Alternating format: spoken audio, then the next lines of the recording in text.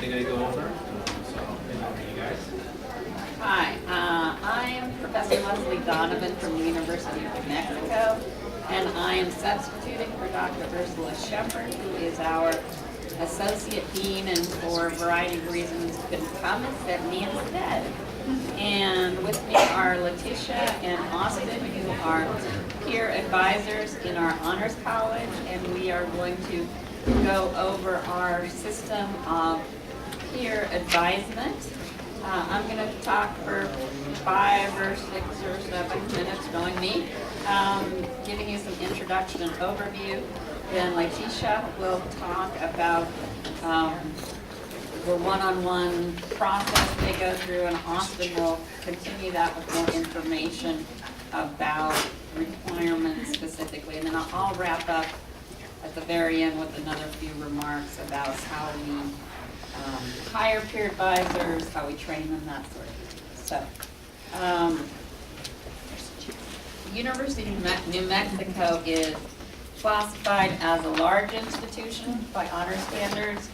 We have had an honors program or presence since 1957, so we are a very old and established program. Our curriculum is interdisciplinary. We have our own faculty, our own central location. We teach approximately 50 to 60 courses per semester, and we have 10 tenured or tenure-track faculty, as well as 20-ish part-time or adjunct faculty. We started our peer advisement system about 9 years ago. Before that, our 10 full-time faculty were responsible for advising all of the students in our program. And as you can imagine, that made that advisement process uneven and not very consistent, because you know how faculty are, right? So we went to this peer advising system in order to give more consistent advising to students, and that's worked really well for us. We were an honors program up until 2 years ago. Now we are an honors college, and we're in the process of making that transition. As part of that transition, we have jumped from, in 1 year, we jumped from about 700 students in the program to more than 900 now. In our transition, the peer advisors have been essential in helping us manage our growth by keeping the various parts of our college in good communication with each other and connected to each other. They provide our main form of honors advisement, and they are responsible only for honors advising.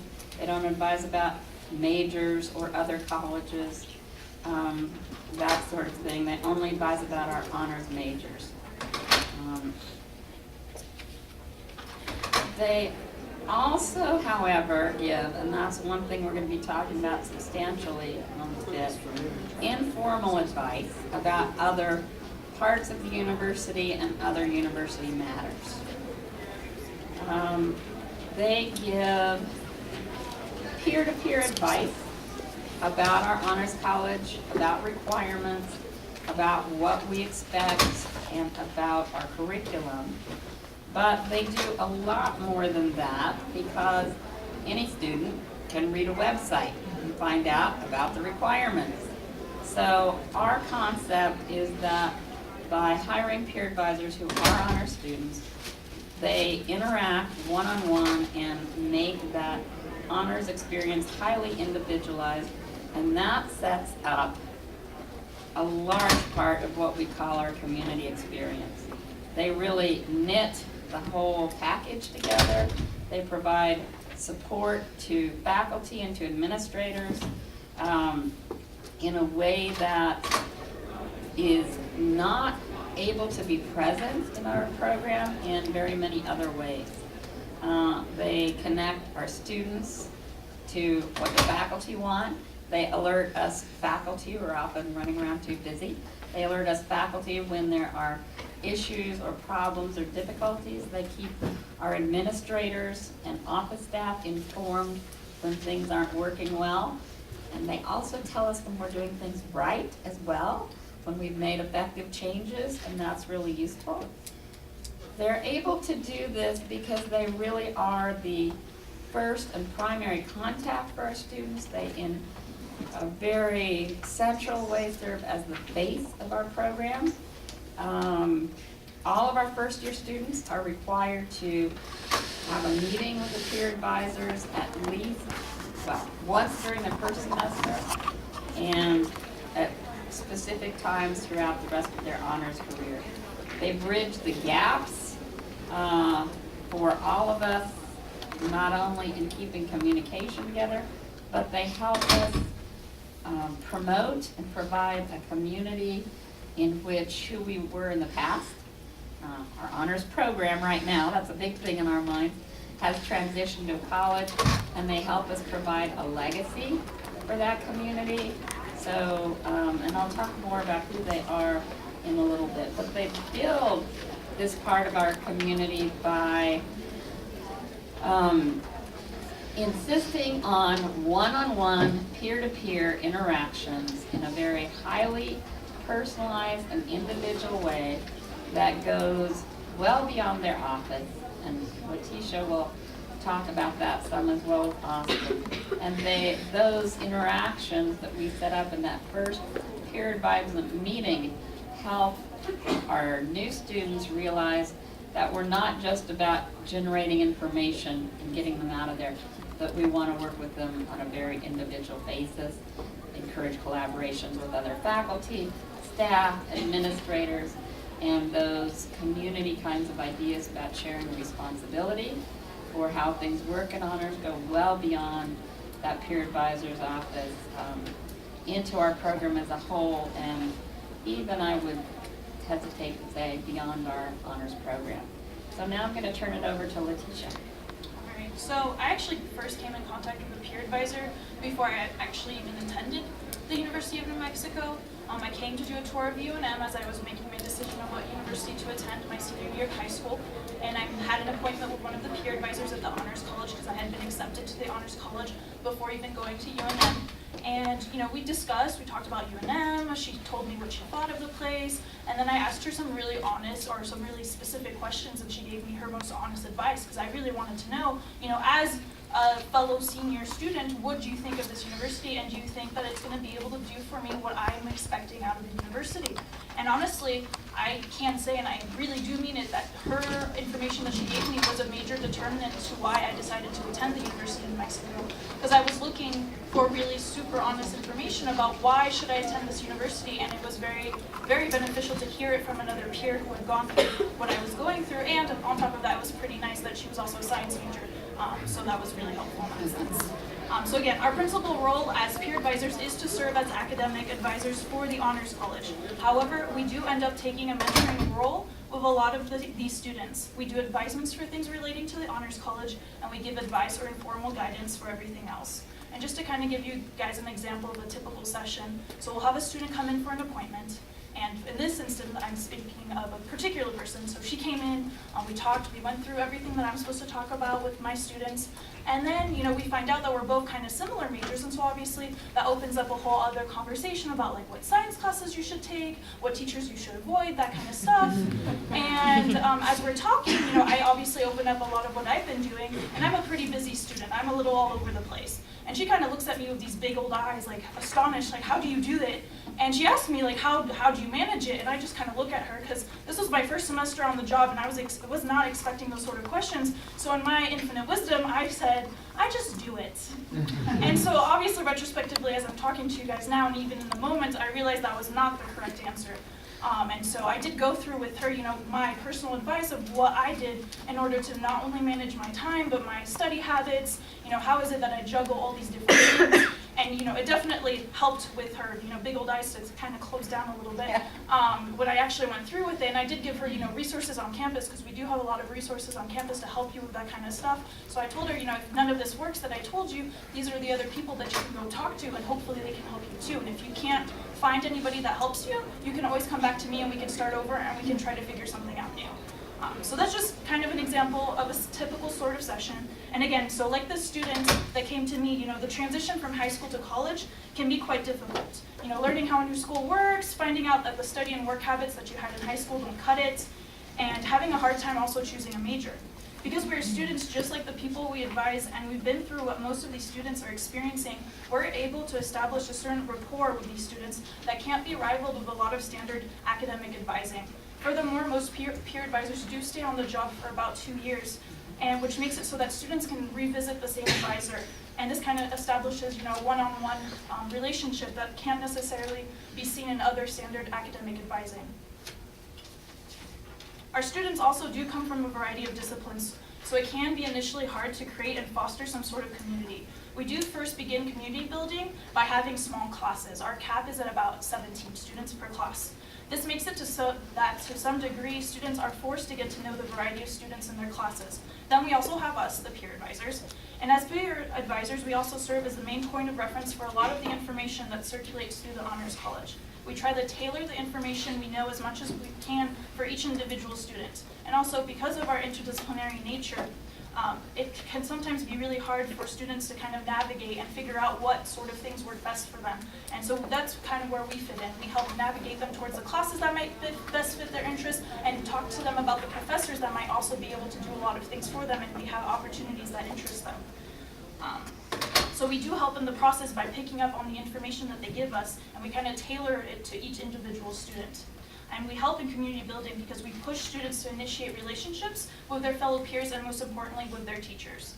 However, we are also not just points of reference for information relating to honors. Many students come to me and my colleagues for a variety of information regarding school life at the University of New Mexico. All of us have our own experiences to bring to the table, and those experiences and knowledge of the variety of resources and events on campus is essential to our roles as advisors and, most importantly, as mentors. Circumnavigating college and all the opportunities available to you can be a daunting task, and as many students tend to find out, including myself, no information is given to you on a golden platter. Although we are not experts on every single thing that occurs on the campus, the knowledge we do have that we impart on the students is crucial. Most importantly, we are more than happy to admit when we may not know something, but we are more than willing to go out of our way to point you in a direction of someone who may know the information better. And I always tell the students, if that doesn't work out, the information I give you, always come back and we'll start over. And the exchange of experiences between the students and myself is the key to the transmission of information and the ability of students to take advantage of the many opportunities that are available to them. There's also something fundamentally different about the people who do become peer advisors. Not to make myself sound awesome or anything, but we are invested in the success of our peers. This comes out for a number of reasons: personality, being a resource of information, training, and also the general nature of the UNM Honors College. The usual competitive nature that can be found in other parts of the university disappear from the Honors College due to our unique grading system. And just to kind of quickly go over that, we only do A credit or no credit. And we really want all our students to succeed, and us peer advisors are invested in the success of our fellow peers. Their success is our success, for it means that we did our job right. We gave them the information they were looking for, and for some we gave them the necessary positive boost to push them in the right direction. We have so many extraordinary opportunities at the Honors College for our students, and we really want them to take these opportunities and go to the next level in thinking and in doing. Thank you. All right. As an interdisciplinary honors college, a lot of the things we focus on are broad, big picture ideas. We encourage students to become lifelong learners. We help them integrate knowledge from a variety of sources. We emphasize the ability to be adaptable, to be able to think on your feet, and we promote participation in democratic society, right? A sense of social responsibility that we feel goes along with being a good citizen, and that's part of an education. And so along with those more abstract ideas, we also focus on writing, obviously, oral presentation skills, being able to collaborate with your peers, and this ability to be agile as an intellectual. And so all of these goals and skills that I've mentioned have been a part of honors since its founding. And our evolution from a program to a college over the last few years has not changed any of that. It's just opened new avenues for us to reach more students and provide those students with opportunities and meaningful alternatives for those who wish to forge their own path in their education, not simply follow what's being said in front of them. So as a program, we offer core humanities and then a variety of electives in different groups. So upperclassmen could take electives through the Honors College. But that's something that when push came to shove and people were trying to graduate, they tended to take things that were going to get them their degree rather than go through the honors process. So our transition into a college has allowed us to offer more core, and so we offer core in humanities also, but also in the areas, 6 of the 7 common core areas. And I'm sure all of you have various types of ways to say what those are. The program required the completion of a senior option, one of 3 choices, so students could complete a thesis, a colloquium service learning project, or be a senior teacher with a master teacher in honors. And what we found was this final hurdle was something that was a major deterrent for people trying to graduate as well. And part of our transition into an honors college has been to get rid of that senior option so that more students can complete honors without having to worry about writing a thesis or taking on a big 6-hour project as they're trying to graduate with their primary degree as well. And so this has allowed us to boost the efficiency of our courses. We empower our students to pursue and complete honors without sacrificing progress toward their degree or having to take an extra semester to graduate. And so that's really helped us attract students from more backgrounds. And so as peer advisors, so much of our job has been dissecting and learning the structure of this new college and what the requirements are, what things have changed and what things may have stayed the same, and how those changes are going to affect our students as individuals. And honor students rely on us to communicate how and why options may have dissolved and what new opportunities have become available. With the change from program to college and offering different types of options, we now offer designation and minor options, which allows students more flexibility. They can now choose the level of courses, the amount of courses and hours that they want to take to finish honors. And so that has also helped us continue with more students and get them through the college without so many dropping out along the way. And so part of building community is convincing students how what we do in honors is beneficial to them. And for a lot of our students, that's not a very difficult job because they're very highly motivated and they already understand what this can do to help them become a better student and help them along their path. But for those who are skeptical, that's our job to convince them and to kind of open their eyes to what this can do for them as a student. And so it's our job to communicate the bigger picture to these students, helping them realize the importance of the journey rather than simply reaching the destination, which unfortunately, in my eyes, has become a big part of higher education, just getting students in and out the door in 4 years. And so, as Letitia and Dr. Donovan have mentioned, we form very personal connections with our students. And we create these relationships that are based on peer-to-peer communication and trust.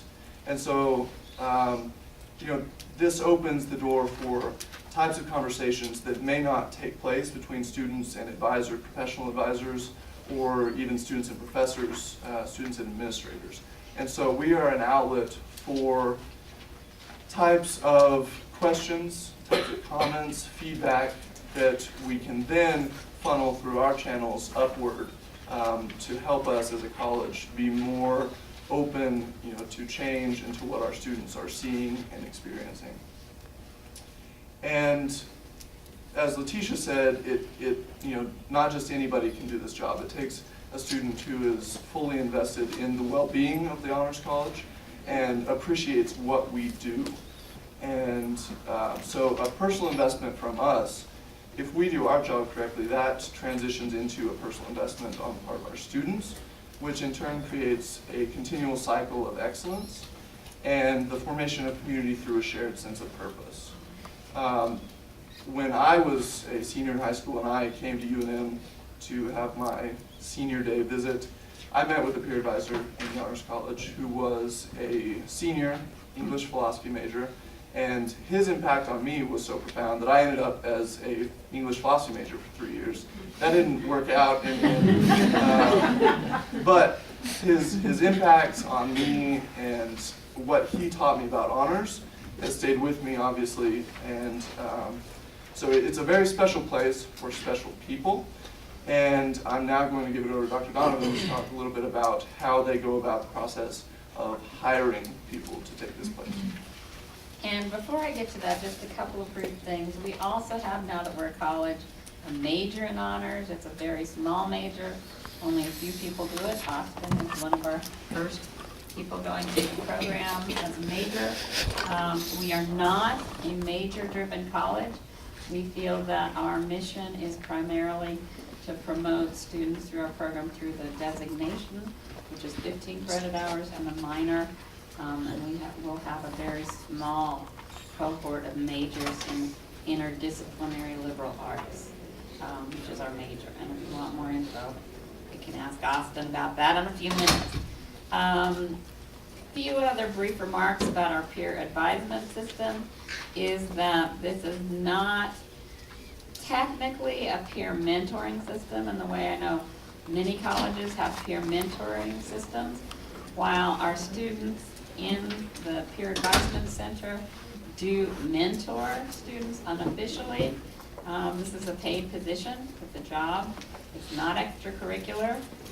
It's part of our college budget, and it's one part that we are, all of us, who are faculty and administrators, are fighting very hard to make sure never goes away.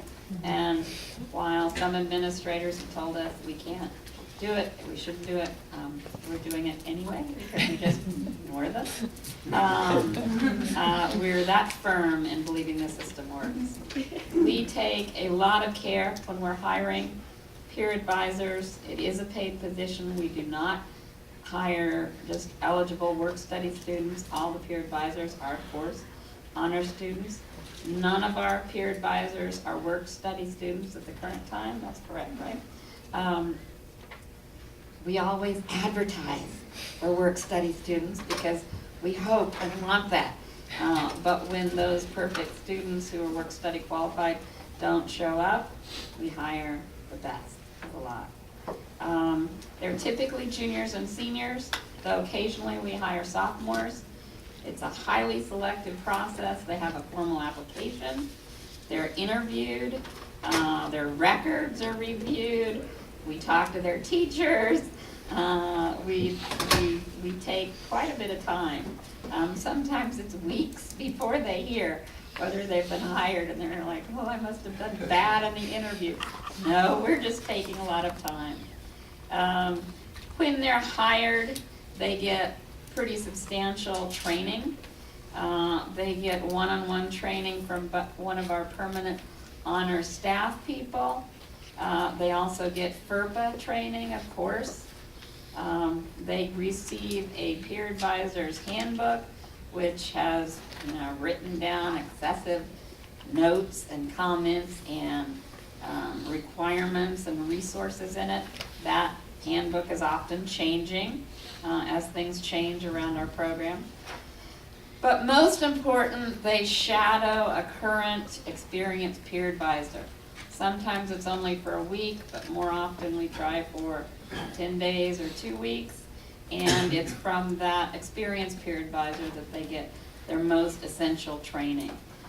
When we hire peer advisors, we are very aware of what kind of person we're looking for in the job, not sort of a cookie cutter type of person, but of course they have to be personable and able to interact well. They have to have a very strong commitment to honors, as both Letitia and Austin were describing. They also have to have good resources around campus. If they're the kind of student that only goes to class and studies and does well on exams, they're not going to be that useful to other students. So they don't have to be doing everything, but they have to have some good contact. They have to be good listeners. They can't be those kind of students that want to talk about their own stuff all the time. They have to be able to listen and think off the top of their head. They also have to be efficient and very well organized in giving information, because students' time is valuable and they are trained to be acutely aware of making this process of peer advising as painless as possible by keeping it short but useful. They do not have to be, and typically are not, leaders among the honor students when they are hired, but by the very nature of their position, they become leaders and they leave a legacy for the students that come after them, like Austin was describing of the peer advisor he talked to, and Letitia of the one she spoke with. This is also part of what knits our honors community together, that sharing of information over time among students. Faculty become aware of this. We go to the peer advisors to get knowledge, but also just a better sense of who our students are, and it keeps us authentic. It keeps us faculty and administrators committed in a way that upper administration, I don't know if there are any in the room, upper administration beyond our program typically tries to pull us away from our students, but the peer advisors help keep us there, and they're really central for that process.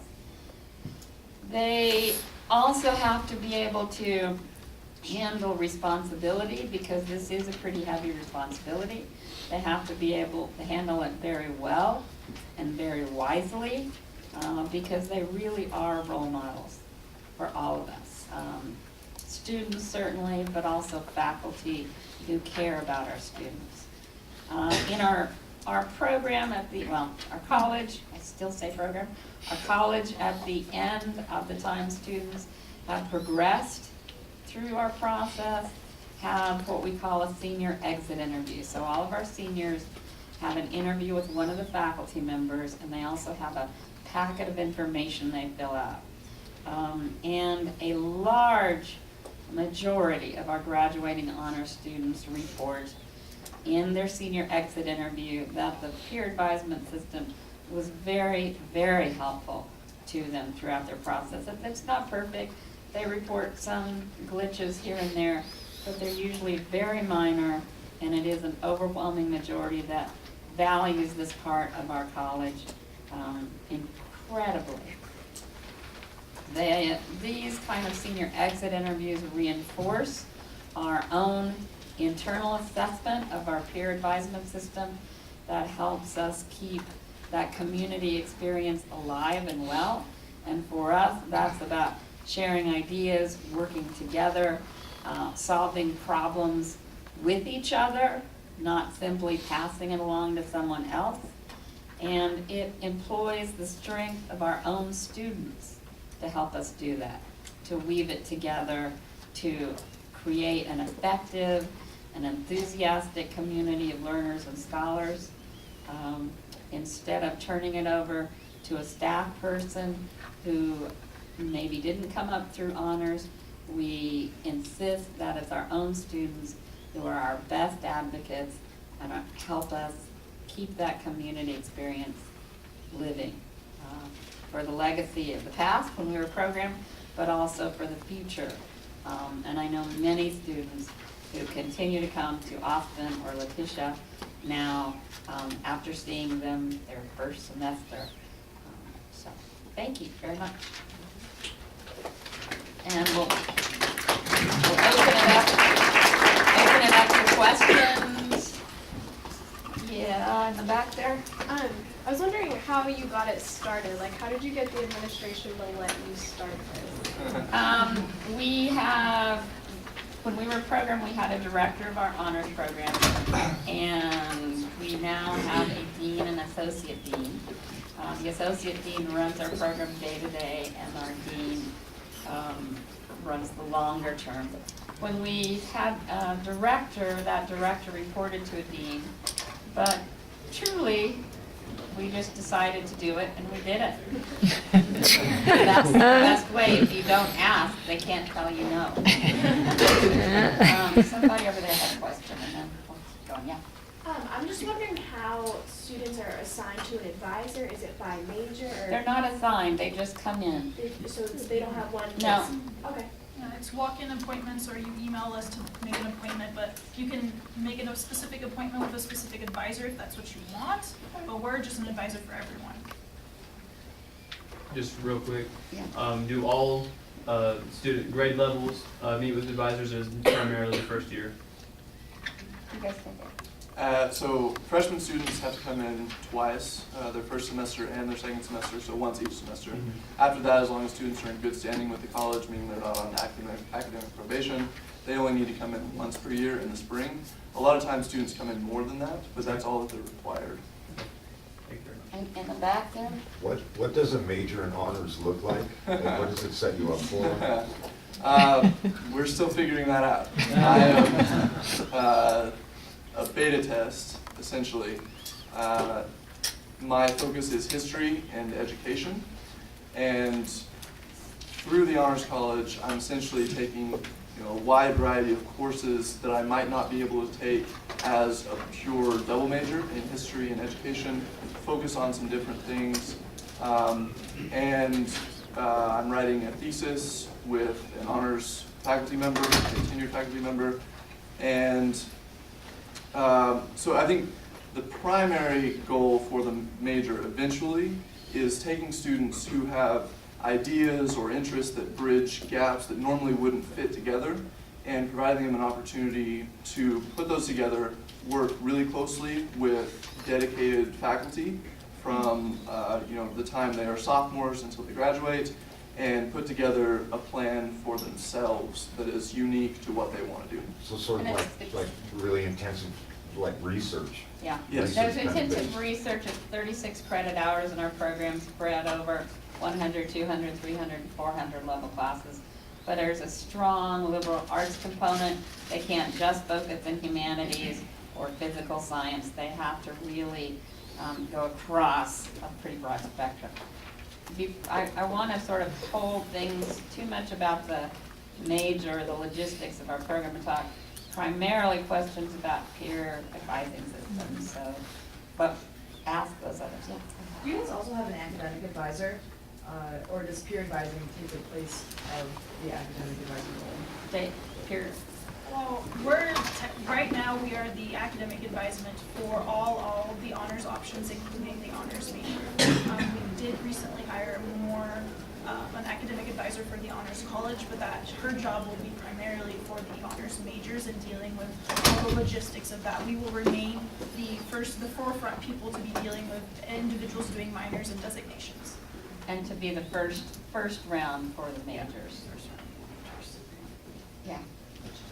You described some of what was involved with the training process, including the 1 to 2 weeks of shadowing. How long is the entire training process from beginning to end? And then once a peer advisor is trained, how many hours a week do you work, and do you have office space within the honors office to do your advising? Right. I would say the training process is usually roughly 2 weeks, depending on when a student's hired. If they're hired toward the end of the spring, then we have a little bit more time for them to come in toward the tail end of the semester and over the summer. With this semester, we had to hire people toward the end of the summer, and so we were a little bit rushed getting them in and ready to go.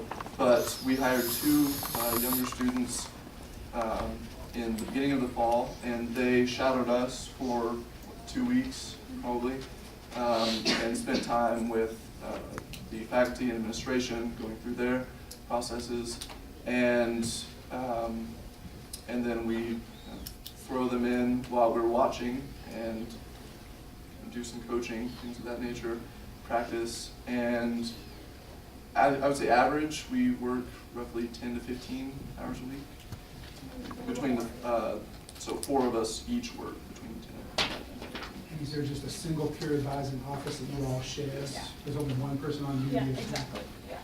And I mean, I would say too, the training, our job is so like, for lack of a better word, all over the place where you never know what sort of student's gonna come in, that the training is always continual. And I would say the first semester is really the most helpful and really not only kind of figuring out a good way of effectively communicating with the people who come in to talk to you, but also being prepared for the sort of questions they're gonna ask, because eventually you'll get kind of a sense of what questions people ask. Because at the beginning, you're gonna be like, oh my God, like what are all these questions? I wasn't expecting this. Like I only really got prepared for more honors college things. But then eventually you'll get kind of a handle, so people are gonna ask for more specific questions relating to other professors outside of the honors college, or things regarding like logistics and scholarships and things like that. So I would say the first semester, for sure, afterwards, it becomes totally second nature. And one thing I would add that I forgot to mention earlier, Austin said he's a major in honors, but he started out in English and philosophy, and that his emphasis for his honors major is history and education. But Letitia is a biochem and French double major. Both of them are seniors. That's another thing we look for a lot in our peer advisors, is a wide range of fields that they try to cover. It's not always possible, but that's important so that they can really advise our students. Our students in our honors college typically are from all colleges, all majors, all minors, etc. So having that diversity of experience is really, really helpful. Other questions? Yeah. Do you have information directly given to the students regarding each specific advisor? So if someone has a question about the biochem major, would they know that Letitia is a biochem major?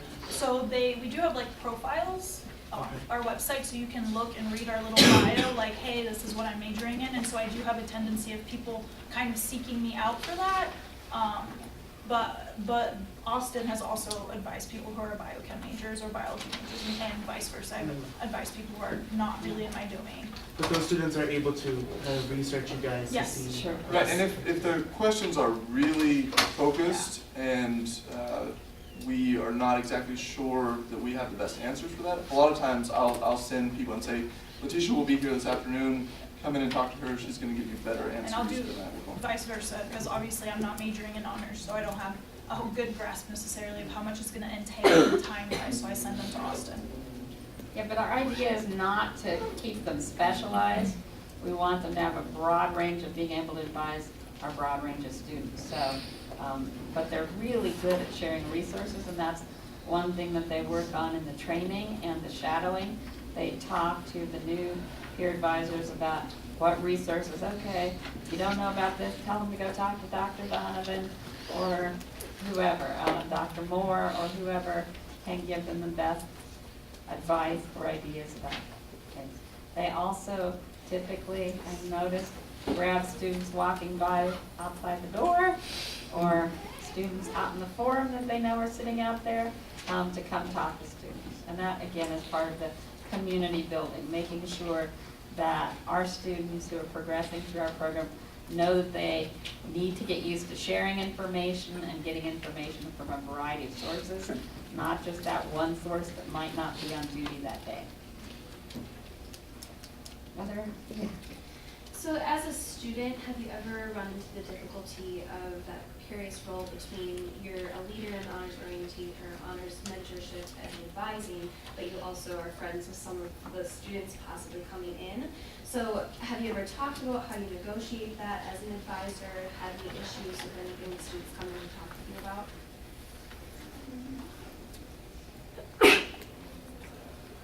I have not had any problems. Yes, I have advised people that I'm very close with. And a lot of times I really enjoy doing that. It can sometimes be more difficult to really get into things as far as what honors can do just because, and I'm looking at Ben here, Ben and I are friends, and we talk about this a lot, but sometimes those are more difficult and more skeptical in advisement sessions. And I think we just all develop our own approaches for dealing with that. It hasn't been a problem. Over the course of 2 years, I've had one student who came in very upset about a professor and basically talked through it and sent him to go meet with the professor and figure out what's going on. So that's the only real issue that I've had. No, it's not really an issue. I mean, you just have to, I guess with people you know better, because we really have structured appointments, even if the student doesn't want to, or a friend doesn't want to bring up other things. We have such a structure that regardless, they're going to need to know all the information we talk about. So if they don't want to bring up more stuff, then that's totally fine. So that's why I don't think we really run into issues, because regardless, they have to come see us, because we're that time period that they see us is the only time they're really going to ever hear about, you know, the 20 things that we have to go over. And I think one thing too that is sort of underlies everything we've been saying, and we kind of forget this piece because it's so obvious to us in our community, but the peer advisors is the place that students come when they want honest information. And Letitia talked about that.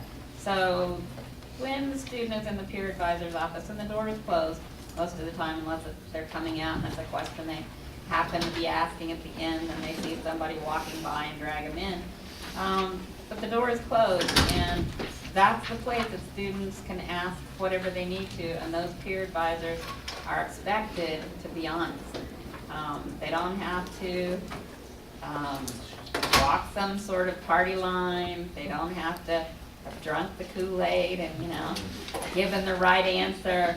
They give honest answers. Now, they're really good about saying, in my experience, in my opinion, they qualify things and say what teachers are more rigid, what teachers are more flexible, discussion-based, whatever. But they're honest, and that's what we expect of them. We, as faculty and administrators, want the peer advisors to be really honest in those interactions with our students, because we demand that as well in our classes. And they're all friends, you know that. They're all friends. They all know each other. They're dating each other. They're, you know, whatever. But they negotiate that, and they negotiate that really well. We've never had, in the 9-ish years we've been doing that, any major problems with that at all. Other questions? Yeah. How long are the sessions typically, and then how do students sign up? Is it a sign-up sheet on the board or outside the door, or do you do it online? And then what does the typical session look like? How many do you do? Okay. No, Students have 2 primary ways that they sign up. We have a sign-up sheet outside of our door. We also encourage students to email us and just request a time. And it depends on the student and what year they're currently in. For a freshman, which is what we've been focusing on this semester, it's orienting them to the college, getting them at least thinking about what option they want to pursue, giving them very brief overviews of courses, the types of courses, what we're trying to accomplish with our courses, and then also direct them to resources within honors and outside of honors that they should take advantage of. With upperclassmen, it's less about orienting them to honors and instead helping connect them to resources that honors has that can help them do what they are doing better or fulfill whatever goals they have for their time in honors. You're typically what, 10, 15 minutes? Right. But I've had sessions that last like an hour and a half. So it really depends. Like, we want 15 minutes because we have so many people to advise that we can't necessarily give more than that because we have so many people to see. But I mean, if we have a lot of time and there's nobody really that's supposed to come up next, we have as much time as we need, and it really depends on the students. Some students, they don't want to be there, so they want you to give them the information and get out. And so sometimes it can be less than 15 minutes. And then others, they just they see this as an opportunity of finally somebody can ask all these questions that I've been dying to hear the answer. And so I've had to shoo students away because I've had other appointments and they still want to like ask all their questions and hear what I have to say about it. So it really depends. Yeah. How do you document that everyone has seen the advisor at the appropriate time, and, because that is a requirement, is my Yeah, understanding. yes. So one of the major perks of being in honors at UNM is our students receive priority registration. I don't know if, surely a lot of you guys do that as well. And so the first step toward a student getting priority is they have to be advised when they're due. The way we keep track of that right now is as students come in, we have a Google document on our Google Drive that's shared between the college, and we just enter them and brief notes about what we talked about, what we discussed, and any changes that they've made in their honors options or their degrees in that Google Doc. And then our data entry person in the front office goes through and checks them off in the database. Other questions? We could talk about majors or other positions now if you want.